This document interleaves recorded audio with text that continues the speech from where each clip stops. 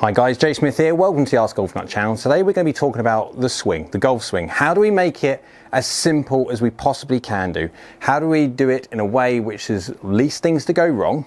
Now, when people have got limited time to practice because of work life, family life and stuff like that, having a golf swing which is fairly simple, and so there's least things to go wrong with it, is actually advantageous when we talk about how little time relatively that people have got to practice. When you look at the PGA Tour guys, for example, they've all got weird and wonderful swings. Matty Wolff is one definite example. Scotty Scheffler has got some seriously exciting footwork going on. They all do things uniquely. However, when it comes to their impact conditions, when you look at even the range of people, generally speaking, they're not far off whatsoever. And so they all have different ways to get there, but when it comes to impact, they're fairly close in when it comes to their own deliveries. Sometimes they're a little bit across with the face open for little faders, sometimes they're drawers, so they have differences, but within reason, their impact conditions are fairly close when it comes to always displaying the right club head, considering path, etc. We're just going to go through some ideas, very quick ideas of how to make this part of the swing, the start into up to the top of your backswing and down into impact, as simple as possible. You don't need many things when it comes to this drill. All you need possibly is a couple of alignment sticks, possibly only one. And you need a mirror, or if you're in your back garden, your patio door with a piece of glass in your window, it doesn't matter, anything that reflects, because you want to be able to see what you are doing. And for this case, you are the camera. It's going to be a bit difficult because I can't see the camera, so you're going to have to tell me if I'm doing it wrong or not from what I explain. But so I've got one here on the ground. It just gives me an idea where straight is relative to you. I might be slightly off, but kind of get the idea. And I've got another one over here as well when it comes to me requiring it. But so the first thing we want to do when it comes to your stance, doesn't matter what it is, we're not talking about posture, we're not talking about all the different ideas when it comes to different people's posture. That's a different video.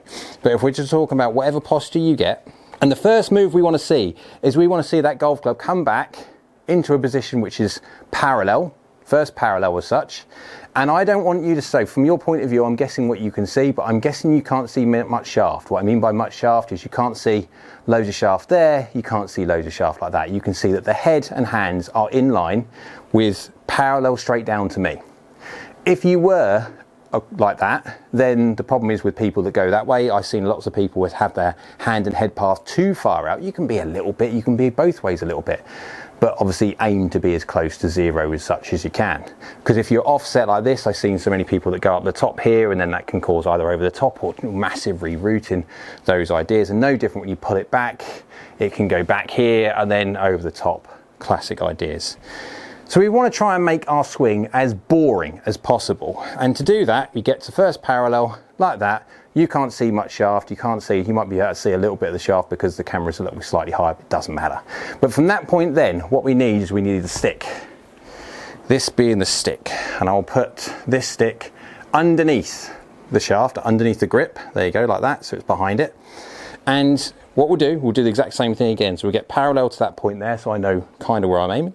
Go to the first parallel. You can't see much shaft whatsoever. There's not much shaft this way, not much, you kind of get the idea. And that stick is going straight down parallel to me. When I go up, you see how that stick is now within reason looking at the ball. It can be a little bit this way and a little bit this way, but I don't want to see it too much. Don't have to be bang on. If you get a laser level, I don't expect it to be bang on. You can be a little bit out. But the whole idea, you can see getting into here, we're being on plane. You can see the shaft is just going like a telescopic effect. It kind of no shaft, shaft extends, no shaft, shaft extends. Kind of get the idea.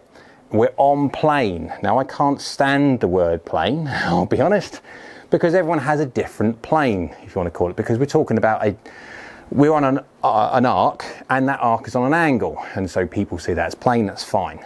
But then what you'll find is different people who have different postures, and also people who have different swings, as in I'm a one plane swing kind of person, which means I keep that same plane all the way through. When you're talking about a C swing person, they will come back and then raise up to a much higher position at the top. It's not to say that any one of them is better than the other. It's just different, that's all it is. Now, as long as you get to a point of where you're at the first parallel and you can't see much shaft whatsoever. You get to a point where you get to here and you can see that everything is running properly when it comes to the stick going down to the ball. Yeah. If you want to raise your hands after that, that's fine. If you don't want to and you want to be in a position where you go there, again, that's fine. It doesn't matter. What matters is whatever you are at the top of your position, when you come back down again, you're in this position. Again, I don't mind a little bit of flattening off. I don't want to see it do this though. This is not good. Don't do that, because that's what then encourages across the lines. I won't do that, I'll stab myself with a stick. You kind of get the across the line face open, that idea. So if you want to, we can try and get on the way down. We can try and get the feeling of flan off a little bit. If you don't want to do that, I don't mind.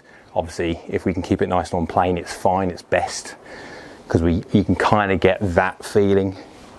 There's very little to go wrong when you have that. Now, that feeling itself is going to be sometimes hugely different to what people do, because you do see people that go this way and around this way, and you see a lot of people that pull back massively, then bring it up and around and then over. So doing this drill, however easy I may make it look, to some people is going to have a huge cut. It's going to cook their noodle when it comes to them doing a normal thing, and they're having a, oh dear mom, that feels really different. Wow, is that where my hands are and that where my club head is, and blah blah blah, because they're so used to doing their normal swing, which is wrong, or puts them into too many compensations or too much complex movements that they're inconsistent. And so by doing this, hopefully, I'll go get rid of this. Also get rid of this as well.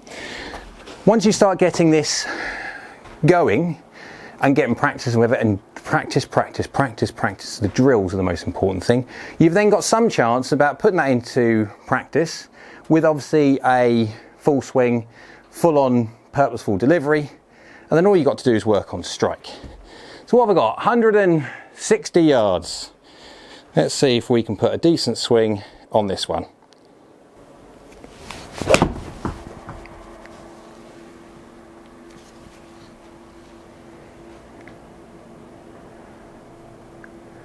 Not bad effort.